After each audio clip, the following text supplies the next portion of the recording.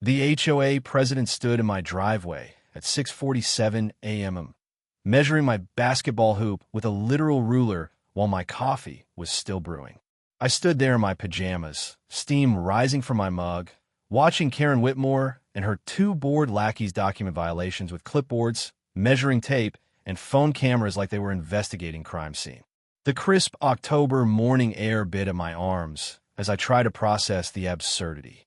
"Mr. Torres," Karen announced, her heels clicking against my concrete driveway, "this basketball hoop violates our community's aesthetic standards.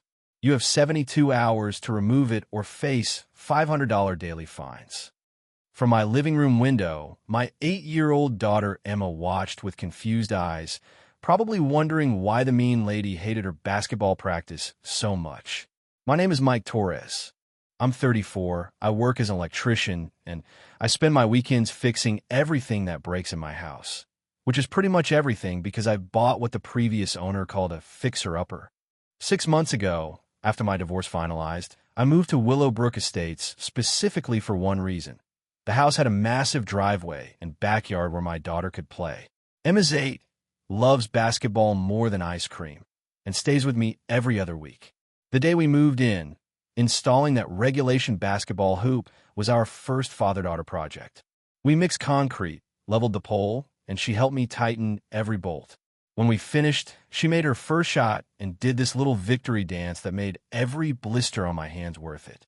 Willowbrook Estates is one of those upper-middle-class subdivisions where every house looks like it was designed by the same architect having the same boring dream. 47 homes built in 2018, monthly HOA dues of $285, which, by the way, is among the highest in the county. The smell of fresh mulch and the sound of automatic sprinklers basically defines the place. Enter Karen Whitmore. She's been HOA president for 3 years and runs the neighborhood like her personal kingdom. She's also a real estate agent, or was, but we'll get to that later. Lives in the biggest house on the corner lot. Drives a white BMW with vanity plates that read "sold for you," and carries violation notices in her purse like other people carry breath mints. What I didn't know when I bought the house was that Karen had tried to sell it twice before I bought it directly from the owner. She lost $12,000 in potential commission when that sale went around her. The taste of lost money apparently lingers longer than bad coffee. Every Tuesday and Thursday morning, Karen takes her patrol walks through the neighborhood. Clipboard, measuring tape, camera, phone, the whole inspector general routine. Since she took over the board, she's issued 73 violations in 12 months. The previous board issued 12 violations total over 2 years. Her greatest hits include fining people for mailbox heights being off by 2 inches, garden gnomes exceeding decorative item limits, and my personal favorite, a $100 fine for leaving garbage cans visible 30 minutes past pickup time. But Emma playing basketball every day after school from 3:30 to 4:30 apparently crossed some invisible line in Karen's mind. The hoop blocks sight lines and encourages loitering, she told me that morning, handing me a 47-page covenant packet like she was serving a court summons. The papers felt rough and bureaucratic between my fingers. She highlighted Section 12, 3 in fluorescent yellow. Recreational equipment must be portable and stored when not in use. That's when something clicked. I flicked through the packet, smelling the distinct photocopy toner smell, and asked, "Karen, didn't you market this house with a basketball hoop as a selling feature?" Her face went pale. That's different." "Different how?" "The previous owner had different arrangements." I smiled and sipped my now-cold coffee. I'd love to see those arrangements in writing. That night, after Emma went to bed, I went down the Google rabbit hole of HOA law. What I found was interesting. Very interesting. The basketball hoop wasn't just some weekend project. The previous owner had installed it in 2021 with a permanent concrete foundation and an actual city building permit. I found the permit online. It specifically noted permanent recreational structure and was signed off by the city inspector. But here's the really good part. I found Karen's own real estate photos from when she tried to sell my house. There she was, marketing copy and all, describing the family-friendly basketball court as a premium feature that enhances community engagement. So Karen wanted to fine me for a violation that she had literally used to try to sell houses. For days after Karen's dawn raid, I got my first taste of how she operates when she's really trying to make someone's life miserable. A certified mail envelope arrived, the kind that makes your stomach drop because nobody sends good news via certified mail. Inside was a $500 violation fine with a note that said deadline missed in red ink, even though I'd submitted a written request for the appeal process within 24 hours. But Karen wasn't done. She'd scheduled an emergency HOA board meeting for the following Tuesday at 2 p.m. You know, when most working parents are actually working. Then came the robocall to every household about compliance issues affecting property values. Nothing says unbiased hearing like a preemptive PR campaign. I decided to do my homework. Tuesday morning, I drove to the county records office, that beige building downtown where bureaucracy goes to die. Under fluorescent lights that buzzed overhead, I dug through property files and found pure gold. The basketball hoop's concrete foundation was installed in 2021 with a proper city building permit specifically noting permanent recreational structure. Grandfathered permanent structures can't be removed without violating city building codes, which override HOA restrictions. Armed with this evidence, I showed up to Karen's kangaroo court meeting. 8 people in a room designed for 50. Karen had prepared a slideshow titled Property Value Threats in Our Community because apparently my daughter's basketball practice was a threat to national security. She showed pictures of my house labeled Problem Property Number 1 and claimed similar basketball hoops had caused 12% property value drops. When I asked for her sources, she said the data was proprietary. That's when Mrs. Chun, a retired teacher who lives in House 23, stood up and dropped the first bomb. "Karen," she said, adjusting her glasses, "doesn't your son have a basketball hoop in your driveway?" The room went dead silent. You could hear the ancient air conditioning unit struggling in the background. Karen's face flushed. That's different. Ours is aesthetically integrated."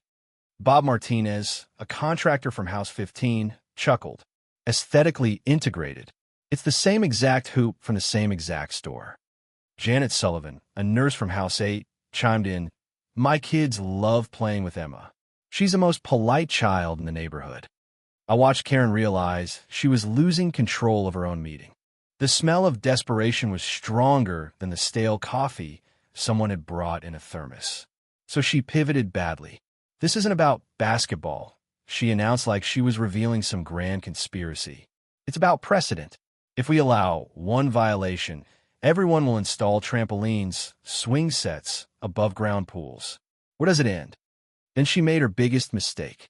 She threatened to fine anyone who supported noncompliance and announced they'd vote at the next meeting to either remove my hoop or hire an attorney to force removal. That's when I stood up. "Thank you all for coming out on a Tuesday afternoon," I said, making eye contact with each neighbor.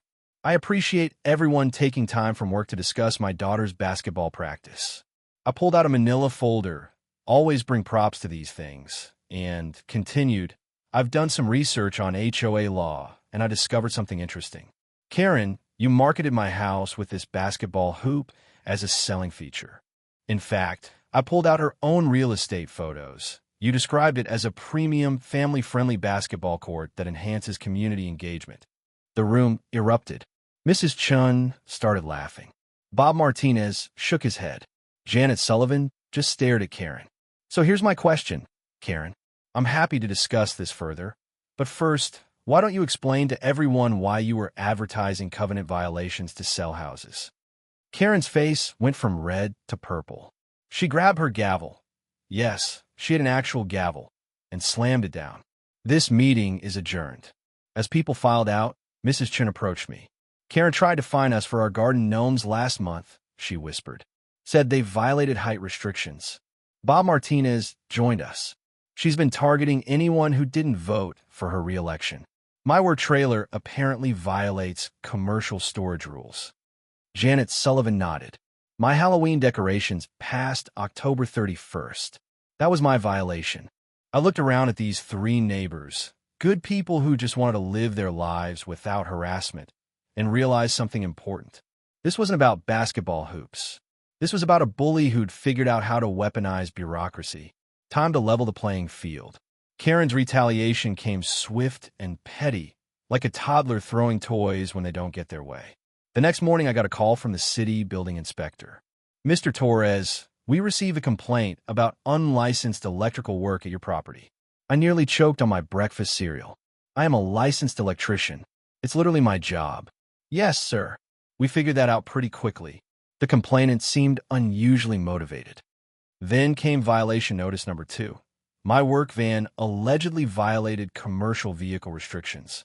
Karen claimed commercial vehicles were prohibited in driveways between 6 p.m. and 8 a.m.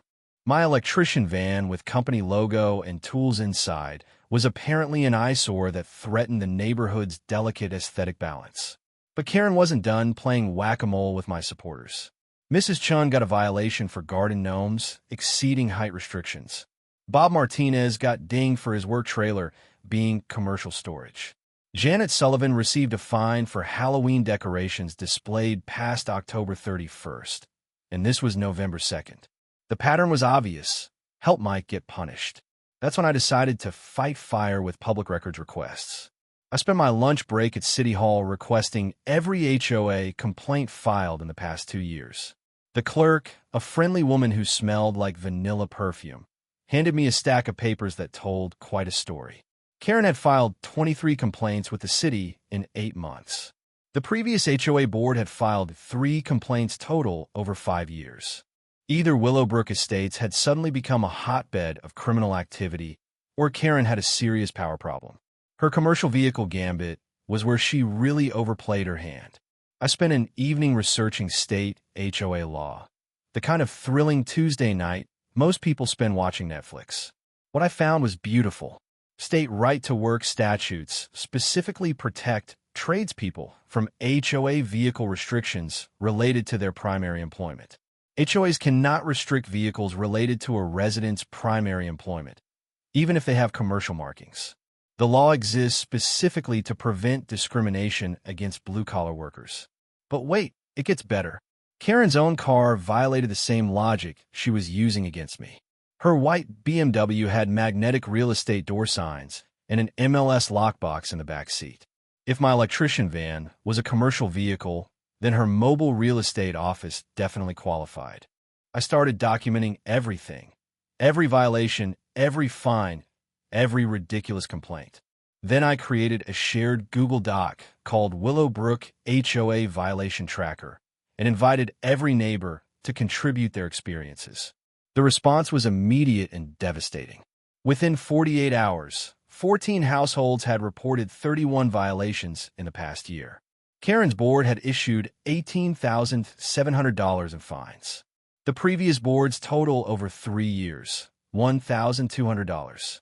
Karen called another emergency board meeting to discuss what she called resident harassment.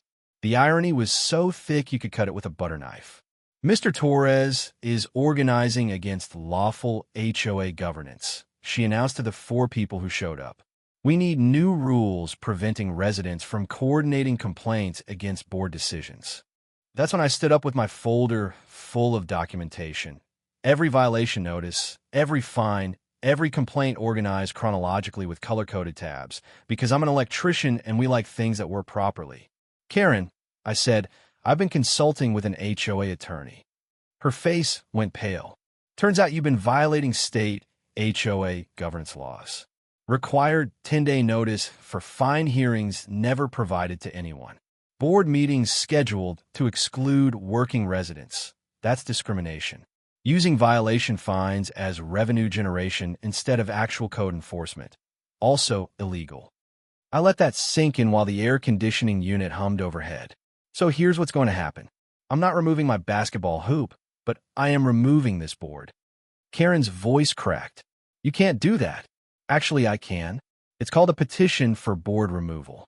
Needs signatures from 30% of homeowners." I smiled. I already have 42%. The room went dead silent except for the sound of Karen's pen clicking nervously. "Oh, and Karen, about those violation fines you've been collecting. Turns out when an HOA board exceeds its authority, individual board members can be held personally liable for damages. That's when Karen made her biggest mistake yet. "I'll destroy you," she hissed. And that, folks, is when I knew I had her exactly where I wanted her. When someone threatens to destroy you at an HOA meeting, you know they've officially lost their mind. But Karen wasn't done proving just how unhinged she could get. The next week, she hired a $400 per hour HOA attorney using community funds, without a vote, without notice, without any legal authority whatsoever. The cease and desist letter arrived via FedEx, demanding I stop interfering with HOA business. The legal letterhead looked impressive until you realized it was basically an expensive way to say, "Please stop making us look incompetent." Karen's nuclear option was placing a lien on my house for unpaid fines. $2, 100 and counting, she claimed. I discovered this when I tried to refinance Emma's college savings account, and the bank told me there was a cloud on my title. Improper liens can result in HOA board members being held personally liable for damages, including attorney fees and credit repair costs. Karen had just made this very personal. I scheduled a consultation with Rebecca Martinez, an HOA specialist attorney. No relation to my contractor buddy Bob, but apparently Martinez is the go-to name for people who solve problems. Her office smelled like fresh coffee and legal victory. "This is the most egregious HOA overreach case I've seen in 15 years, Rebecca said, flipping through my documentation. "Your neighbor has violated 12 different state statutes. Potential damages range from $25,000 to $50,000 plus attorney fees." While I was getting legal ammunition, Karen was doubling down on crazy. She scheduled a special assessment vote requiring $500 from each household for legal compliance costs. The notice gave residents 15 days to pay and threatened liens for non-payment. She used COVID as an excuse to hold the vote via email only, which conveniently excluded older residents like Mrs. Chun who weren't tech-savvy. I wasn't sitting idle either. I hosted what I called a Willowbrook information meeting at my house. Democracy in action. 23 residents showed up, the largest neighborhood gathering in the subdivision's history. The smell of grill burgers mixed with autumn air as people shared their Karen horror stories. Tom Bradley. She called my employer claiming noise complaints. That never happened. Lisa Park. She tried to get me to spy on other neighbors' activities. Mrs. Chun. She asked me to report anyone who supported Mike. That's when we discovered the systematic targeting pattern. Karen had been finding families with children 3 times more often than empty nesters. Single parents got violations at a 73% rate. Households with non-white residents, 78% violation rate. Meanwhile, Karen's friends and supporters, 0 violations. Not one. But the real smoking gun came from an unexpected source. Mrs. Chun found a crumpled paper in the street after garbage day. Karen's handwritten notes from 6 months ago. Target list. Divorced dad, basketball, old teacher, gnomes, contractor truck, nurse decorations. And at the bottom, goal. 8 to 10 house turnover this year equals $950,000 plus commissions. The woman had been treating our neighborhood like her personal real estate farm. We turned my kitchen into mission control for what I like to call Operation Basketball Justice. The smell of fresh coffee mixed with printer ink as we covered my dining room table with HOA documents, legal research, and Bob Martinez's construction sketches. Our core team was like something out of a feel-good movie. Mike the electrician, Bob the contractor, Mrs. Chun the retired teacher turned intelligence analyst, and Rebecca Martinez the HOA attorney who'd agreed to work pro bono because she'd never seen fraud this blatant in 15 years of practice. Rebecca outlined our 3-pronged legal strategy, while Janet Sullivan took notes in handwriting that actually looked professional. First, a civil lawsuit against Karen personally for harassment, fraud, and civil rights violations. Second, criminal referral to the district attorney for unlicensed real estate activity and embezzlement. Third, a federal fair housing complaint for discriminatory enforcement patterns. Attacking from multiple jurisdictions prevents the defendant from controlling the narrative or forum shopping for friendly judges. When you're right, make them fight you everywhere at once. But the real genius came from Bob Martinez. "Mike," he said, spreading construction drawings across my kitchen counter, Instead of removing your basketball hoop, what if we built something Karen really can't argue with? His plan was beautiful in its simplicity. Convert my entire backyard into a regulation community basketball court. Full-size court, professional goals, lighting, bleacher seating. Estimated cost $35,000 to $45,000. But Bob offered to do the construction at cost using his crew. City permits for community recreational facilities are perfectly legal, he explained. And HOA covenants actually encourage community building activities. She can't argue against something that brings the neighborhood together. The technical requirements were straightforward. 94 feet times 50 feet for a regulation court. My lot was 120 by 80. Concrete pad, drainage, electrical for lighting, proper setbacks from property lines. Community improvement projects are often exempt from HOA restrictions because they benefit everyone, not just the homeowner. Mrs. Chun organized what she called the documentation task force.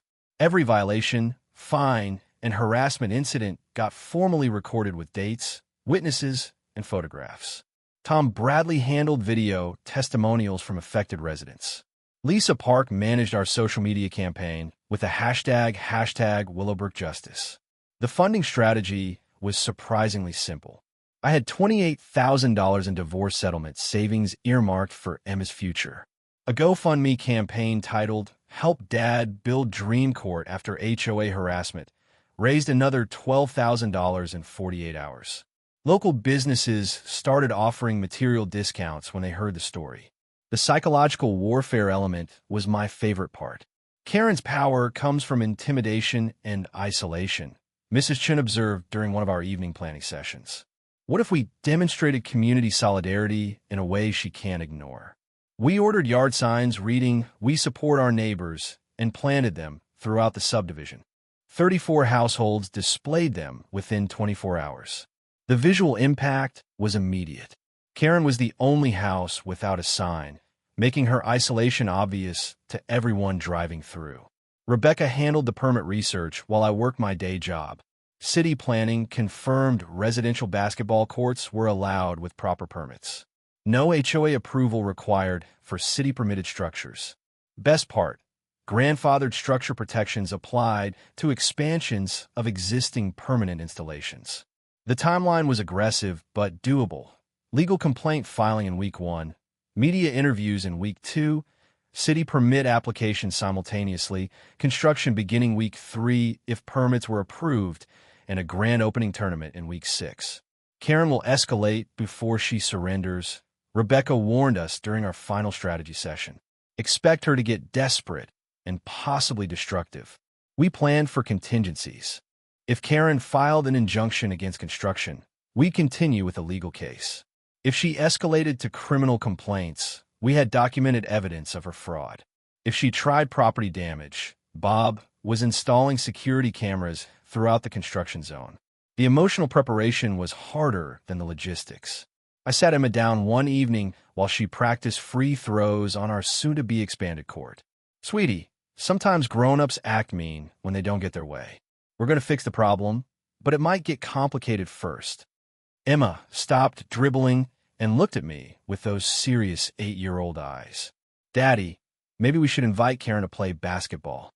Maybe she's just sad." And that's when I realized my daughter had better conflict resolution skills than most adults. Sunday evening, our core team met for final coordination. Rebecca provided the legal update that changed everything. Karen's attorney has withdrawn from her case. Apparently, he discovered the extent of her illegal activities and didn't want his law firm associated with the mess. She's now representing herself. In legal terms, that's like performing surgery on yourself. It never ends well. When attorneys abandon their clients, it usually means the case is unwinnable. Time to break ground. Karen's attorney abandoning her was like watching someone's last lifeline snap. She got stuck with a $3,200 final bill and the devastating realization that she was personally liable for all legal costs because she'd signed a personal guarantee. 3 law firms declined to take her case after reviewing the evidence we'd compiled. Turns out lawyers don't like representing clients who've committed multiple felonies while generating their legal problems. But while Karen was frantically lawyer shopping, my permit sailed through city planning in record time. The building inspector told me, someone who actually filed paperwork correctly. My permit included a variance for evening lighting until 9 p.m. Perfect for after-work games. When Karen tried to appeal the permit, she was told she had no legal standing as a non-adjacent neighbor. That's when Karen went full scorched earth. She filed anonymous complaints with every city department she could think of: fire marshal, health department, zoning board, parking enforcement. Each department dutifully sent inspectors who found zero violations and started noting that complaints appeared frivolous. The fire marshal actually warned me, someone's trying to cause you problems. Document everything because false reports are a misdemeanor. Monday morning, 7 a.m. sharp, Bob Martinez's crew arrived with concrete trucks. The rumble of diesel engines and the beep-beep-beep of backing trucks created a symphony of progress that brought the entire neighborhood outside. Kids rode bikes around the equipment. Neighbors brought coffee to the workers. Mrs. Chun set up a folding chair like she was watching a parade. Even a mailman stopped to ask what we were building. Karen stood in her yard with binoculars, photographing everything like she was documenting war crimes. The community support was overwhelming. Henderson Hardware donated $800 in concrete sealer and tools. Sportsman's Warehouse provided professional basketball goals worth $1,200 retail. Miller Electric installed the court lighting system for free after their owner heard our story on local radio. Local companies love supporting community projects, especially when there's a clear David versus Goliath narrative. Good publicity plus good causes equals good business. Karen's response was to print flyers claiming our basketball court would destroy neighborhood character. She left them on every doorstep at 6 a.m., which technically violated city soliciting ordinances. The flyers included completely fabricated statistics about recreational noise impacts and property value decreases. Several neighbors called the city about unlicensed soliciting violations. Even our own harassment was generating violations. Tuesday evening, Channel 7 reporter Jenny Walsh arrived for our scheduled interview. Perfect timing. Bob's crew was laying the court surface while a dozen neighbors gathered to watch. Emma demonstrated her basketball skills for the camera, making shot after shot while explaining how much the court meant to her. Mrs. Chun provided historical context about Karen's violation campaign. Tom Bradley showed his Halloween decoration fine from November 2nd. Bob Martinez explained the embezzlement evidence. Janet Sullivan described stress and health impacts from constant harassment. Jenny Walsh interviewed 8 different households, each with their own Karen horror story. The news crew spent 3 hours gathering footage, including drone shots of the beautiful new court taking shape. That's when Karen made her biggest tactical error. She called the television station claiming biased reporting and threatened to sue them for defamation. Channel 7's legal department reviewed the story, found everything documented and factual, then added Karen's threatening phone call to their broadcast segment. But Karen wasn't done with desperate measures. She called my employer claiming I was doing unpermitted electrical work and stealing company customers. My boss, Tony, called me laughing. Some woman named Karen says you're running a side business. She's called 3 times this week. Tony reviewed the situation, realized what was happening, and offered me the company truck for the basketball court electrical work. Anyone who fights HOA bullies gets company support, he said. Construction week was like watching a community come alive. Day 1. Concrete foundation poured perfectly level. Day 2. Karen called city inspectors claiming improper drainage. Day 3. Inspector approved drainage and warned about false complaints. Day 4. Court surface installed, goals mounted. Day 5. Lighting system connected and tested. The transformation was visible from space. What started as my backyard was becoming something that belonged to everyone. But Karen's final desperate move crossed a line nobody should cross. Thursday evening, while Emma practiced on the nearly completed court, Karen marched across the street and shouted at my 8-year-old daughter to stop making noise. 8 neighbors witnessed a grown woman screaming at a child for playing basketball on a court specifically built for children to play basketball. Mrs. Chun intervened immediately. "That's enough, Karen. Leave the child alone." Karen's response, "I'll sue every one of you." Tom Bradley was already recording on his phone. When Karen noticed the camera, she tried to grab it, committing assault on video.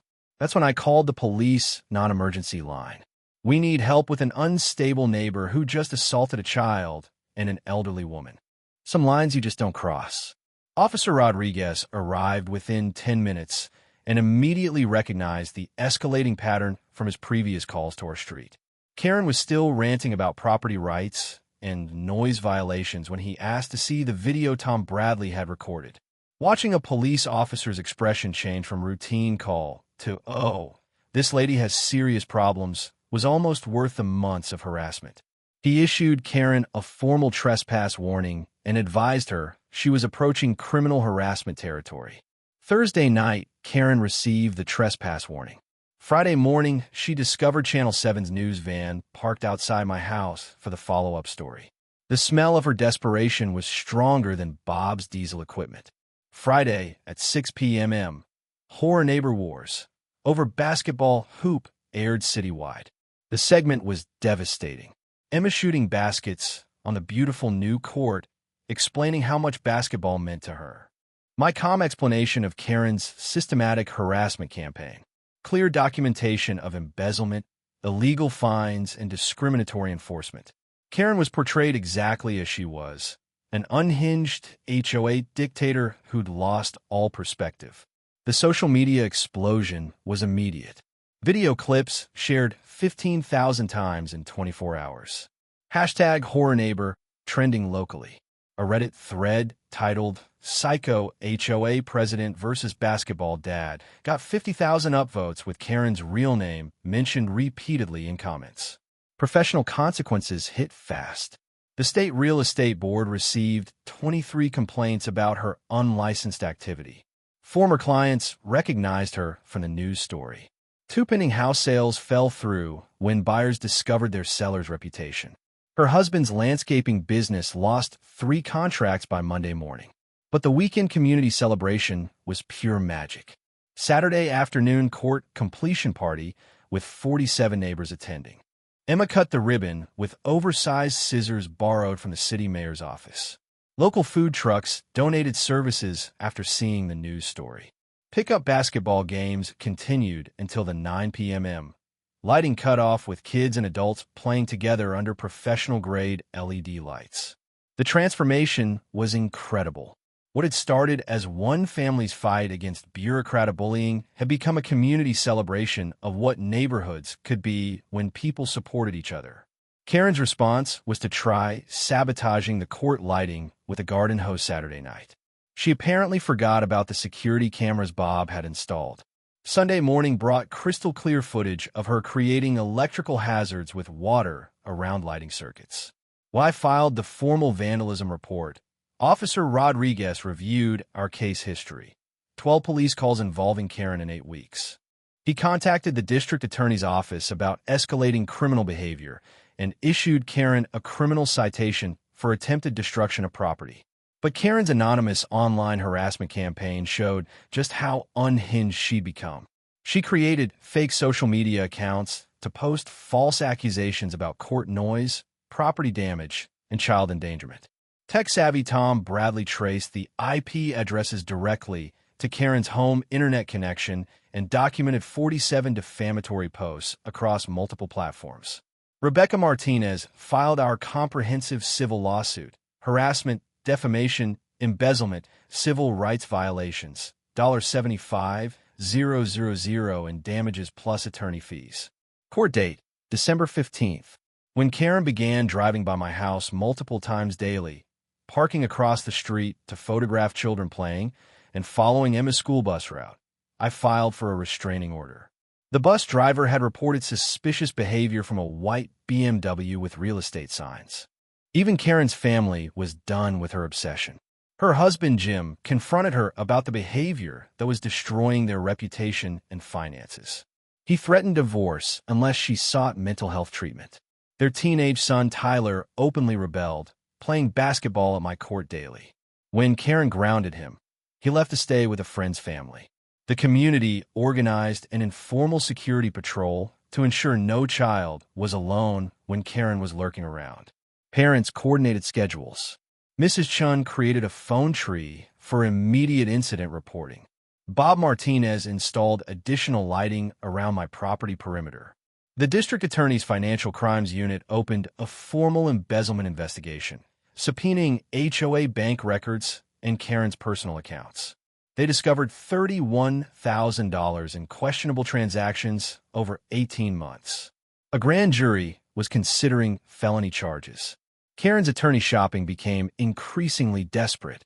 She contacted 12 law firms. Only one budget attorney charging $150 per hour agreed to take the case. After reviewing the evidence, he immediately recommended settlement. Karen's response: fight to the death. Meanwhile, I announced our neighborhood Thanksgiving tournament with proceeds benefiting the local children's shelter. Registration opened citywide with expected participation over 200. Local sports stores donated prizes, trophies, and refreshments. Karen called an emergency HOA meeting to ban commercial activities. 3 people attended. She attempted to pass new rules without a quorum, creating meeting minutes that showed her talking to an essentially empty room. Channel 7 returned for tournament coverage, interviewing Karen's expanding circle of victims. The new temporary HOA board had been elected. Mrs. Chun as president, Bob Martinez as treasurer, Janet Sullivan as secretary. The contrast was perfect. Karen completely isolated, facing criminal charges, her family falling apart, while the community she'd tried to control was thriving without her. But I should have known Karen would try one final desperate act. Thanksgiving Tournament Day arrived with the crisp November air that makes basketball sound perfect bouncing off concrete. By 8 a.m., we had 240 registered participants from across the city, 3 news crews, and the mayor throwing the ceremonial first shot. Emma served as honorary tournament director, wearing a custom jersey that read Court Builder on the back. The smell of food truck breakfast burritos mixed with autumn leaves as 16 different age divisions prepared for games running continuously on 3 courts. Bob had organized additional portable hoops to handle the crowd. For the first time in 8 months, we had a neighborhood event without Karen's interference. Her house sat dark with sheets covering the windows. Her husband, Jim, was seen loading a moving truck in their garage. Tyler, their teenage son, played in the tournament wearing a Team Mike t-shirt. The community transformation was complete. Local restaurants donated food, creating a festival atmosphere. We raised $3,400 for the children's shelter by lunchtime. Kids and adults played together while parents shared stories about the neighborhood's dramatic improvement. That's when Detective Sarah Morrison arrived. She was investigating Karen for embezzlement charges and needed to speak with me about financial evidence. The district attorney was preparing a formal indictment for the $31,000 in fraudulent transactions. "Mr. Torres," she said, "we appreciate your documentation. Cases this well organized make prosecution much easier." But at 2:30 p.m. during the championship games, Karen made her final appearance. She arrived with some budget attorney in a cheap suit, marched onto the court during an active game, and demanded the tournament be shut down immediately. She claimed we were violating an emergency injunction which didn't exist and attempted to confiscate the basketball goals as HOA property. 150 people watched this meltdown unfold. This court was built with stolen community funds. Karen screamed at the crowd of families enjoying a beautiful Saturday afternoon. I calmly pulled out my folder. I still carry my documentation everywhere, and produced receipts showing every dollar of personal funding. "Karen, these are the receipts. $38,000 for my divorce settlement and community donations. 0 HOA money." Her attorney realized she'd lied about basic case facts and started backing toward his car. That's when Karen completely lost it. She screamed at children to get off her property, except it was my property as legally documented in the deed I'd brought copies of. She attempted to deflate basketballs with her car keys while kids watched in confusion. Mrs. Chun, bless her heart, tried one last intervention. Karen, you need help. This isn't normal behavior. Karen's response was to lunge toward the Channel 7 camera crew. Bob Martinez stepped between her and the equipment, preventing what would have been assault on live television. That's when Detective Morrison stepped forward. Karen Whitmore, you're under arrest for embezzlement, fraud, harassment, and stalking. The handcuffs clicked shut in front of 150 neighbors, 3 news cameras, and the mayor of our city.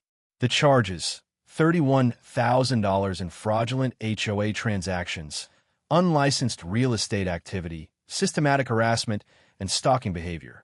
Bail was set at $25,000. The restraining order became automatic. Court date, December 20th. The crowd's reaction was spontaneous applause as Karen was led away crying. Children asked their parents why the mean lady was upset. Emma told the reporter, "Now everyone can play basketball without being scared." The tournament resumed within 30 minutes. Jim Whitmore approached me during cleanup, his face showing the exhaustion of months dealing with his wife's obsession. "Mike, I should have stopped this months ago. I'm sorry for what she put your family through."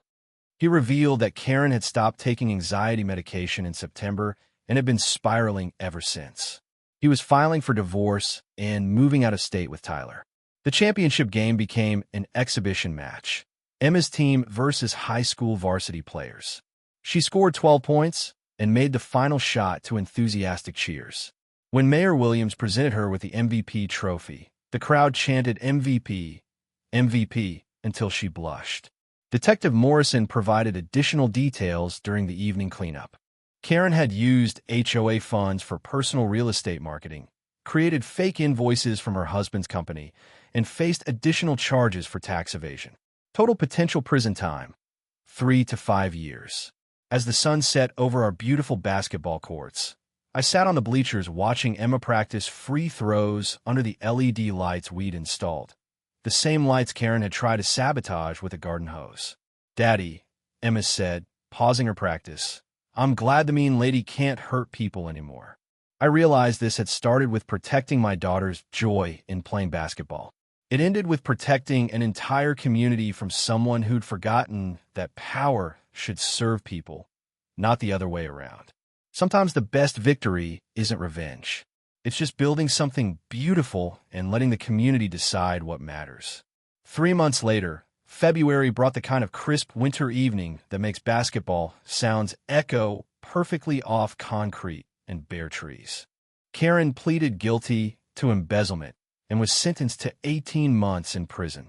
She served 4 months before being released on probation with 500 hours of community service. Ironically, she's now picking up trash in public parks.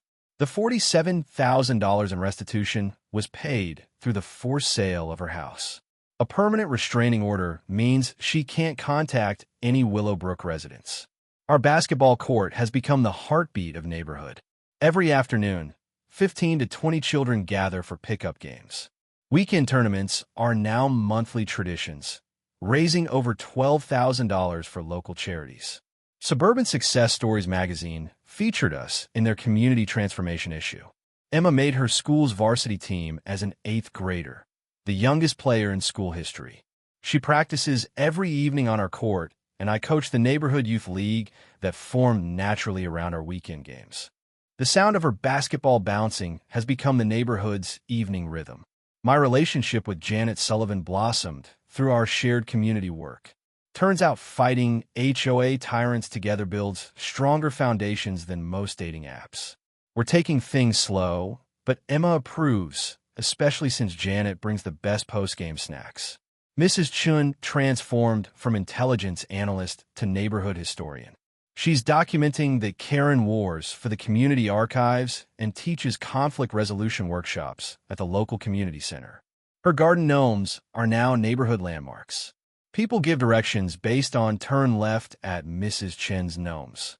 Bob Martinez parlayed his basketball court builder reputation into 12 additional residential court contracts across the city. He hired 2 more crew members and sponsors 3 youth sports leagues.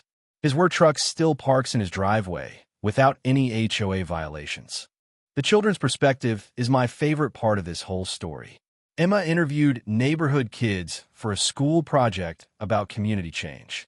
Tyler Whitmore, Karen's son, became one of my closest allies and visits every summer. The court serves 47 children from surrounding neighborhoods, and we haven't had a single bullying incident since Karen's removal. Our new HOA board focuses on actual community improvement. Monthly dues dropped to $150. Violation fines were eliminated entirely, and we built a neighborhood playground through volunteer labor. Our annual Unity Day celebration, each November 28th, draws hundreds of people. The legal and financial lessons from our experience have helped other communities. My documentation system has been adopted by HOA reform groups in 6 states. Always request detailed financial records before buying in any HOA community. Transparency prevents tyranny. Rebecca Martinez created an HOA rights workshop for homeowners after our case became precedent in 3 subsequent HOA abuse lawsuits. The state legislature is considering an HOA Reform Act inspired by our documentation, showing systematic violations. Individual resistance really can create systemic change. Channel 7's follow-up story, From HOA Hell to Community Heaven, won a regional journalism award. Emma was interviewed by Kids Sports Network about overcoming adversity, and our story was featured on the David vs. Goliath podcast series. Looking back, the lessons are clear. Standing up to bullies protects everyone, not just yourself. Community solidarity defeats individual harassment every time. Sometimes the best solution is building something better than what they're trying to tear down. And always document everything. Truth is your best weapon. Emma, now 9 years old and team captain, summed it up perfectly when asked what she learned. I mean, people are usually just scared people, but scared people can still hurt you. So grown-ups have to stop them. And basketball makes everything better. Last week, I received a call from a desperate homeowner in the adjacent subdivision. Their HOA president is demanding removal of their children's swing set, issuing fines for unapproved recreational equipment. "Sir, I heard you're the guy who beats crazy HOA presidents," he said. I looked out my window at our thriving basketball courts, children playing under the lights we'd installed, parents chatting on the bleachers Bob had built, Mrs. Chun keeping score with her clipboard of encouragement instead of violations. Well, I told him, I do know a thing or two about that.